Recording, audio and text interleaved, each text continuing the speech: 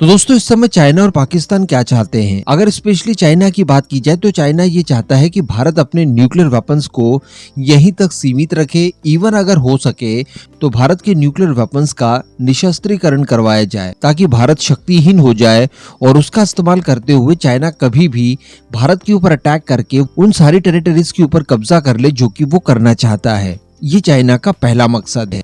इसके अलावा चाइना ये भी चाहता है कि इंडो पैसिफिक में उसके ऊपर लगाम लगाने के लिए जो क्वाड समूह बनाया गया था इसमें भारत पार्टिसिपेट ना करे और अपने आप को बाहर कर ले।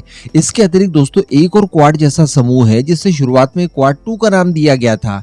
ये एक्चुअली I2U2 है जिसमें भारत, इजराइल, यूएई और अमेरिका शामिल है। तो इससे भी भारत बाहर हो जाए क्योंकि इसमें शामिल होकर भारत मिडिल ईस्ट के अंदर चाइना के इन्फ्लुएंस को खत्म करना चाहता है। और इसी संगठन के बाद IMEC कॉरिडोर की अवधारणा रखी गई जिसे कि भारत में हुए G20 के अंदर साकार की गई। इसके अलावा पाकिस्तान क्या चाहता है? तो पाकिस्तान ये चाहता है कि भारत की तरफ से जो जम्मू एंड कश्मीर के अंदर 370 को हटाया गया है इसे वापस से रिस्टोर करवाया जाए।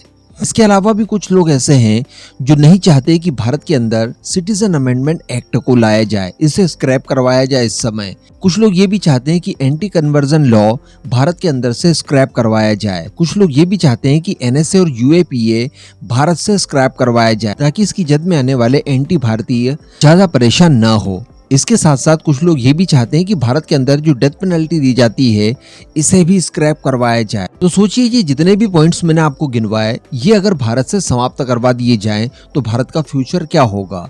हम सभी जानते हैं कि इसके बाद भारत के अंदर शायद ही कुछ बच पाए क्योंकि सबसे ज्यादा बड़ी ताकत जो हमारी है न्यूक्लियर वेपन्स, जिनसे डेवलप करने के लिए भारत ने बहुत कठिन प्रयास किया है, अपने ऊपर सैंक्शंस तक लगवाए हैं, ये अगर हमारे पास नहीं रहेंगे तो भारत शक्तिहीन हो जाएगा। लेकिन चूंकि थंबनेल पर मैंने अभी लिखा कि एक्चुअली इस तरह की चीजें भारत के अंदर होंगी, ऐसी कुछ खबर निकल कर आई है, तो मैं आपको बता दूं कि भारत के अंदर एक पॉलिटिकल पार्टी है जो कि INDIA की मेंबर भी है, जो कि जनरल इलेक्शन 2020-24 में पार्टिसिपेट भी कर रही है और कई सारे राज्यों की कई सारी लोकसभा सीट्स पर वो लोग इलेक्शन के अंदर पार्टिसिपेट भी कर रहे हैं। इनके द्वारा एक मैनिफेस्टो जारी किया गया है और ये मैनिफेस्टो आज से कुछ समय पहले जब रिलीज किया गया था उस समय भी काफी अजीब लगा था कि ऐसा भला कैसे हो सकता है कि भारत खुद ही अपनी पावर को इस लेवल पर कम करना चाहेगा। लेकिन दोस्तों इसी को लेकर अब प्राइम मिनिस्टर मोदी के द्वारा भी रिएक्शन दिया गया है और प्राइम मिनिस्टर मोदी ने INDIA के ऊपर निशाना साधते हुए उनके इस सहयोगी पार्टी को लेकर काफी बड़ा हमला किया गया है। और इस गठबंधन का ये अलाई कोई और नहीं बल्कि कम्युनिस्ट पार्टी ऑफ मार्क्सिस्ट है, यानी जिससे शॉर्ट फॉर्म में हम लोग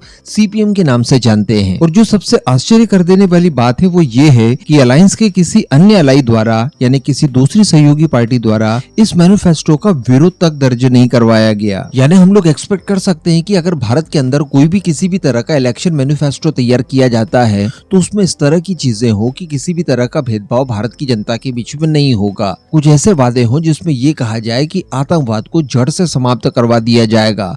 कुछ ऐसे प्रोमिसेस किए जाएं जिसमें ये कहे कोई कि जो COK, POK, अक्साई चीन वगैरह, कच्छ तीहू या फिर कोको आइलैंड दूसरे देशों के पास चला गया है उसे हम लोग वापस लाएंगे। कुछ इस तरह के पॉइंट्स हो जिसमें ये कहा जाए कि भारत की GDP को हम इतने इतने ट्रिलियन तक पहुंचा देंगे। या फिर कुछ इस तरह के पॉइंट्स भी हों जिसमें वो लोग ये कहें कि UNSC के अंदर परमानेंट सदस्यता हासिल करवाई जाएगी, वीटो पावर लिया जाएगा। तो इस तरह के पॉइंट्स वैलिड लगते हैं और लगता है कि हाँ ये एक्चुअली भारत की प्रगति के लिए जरूरी है।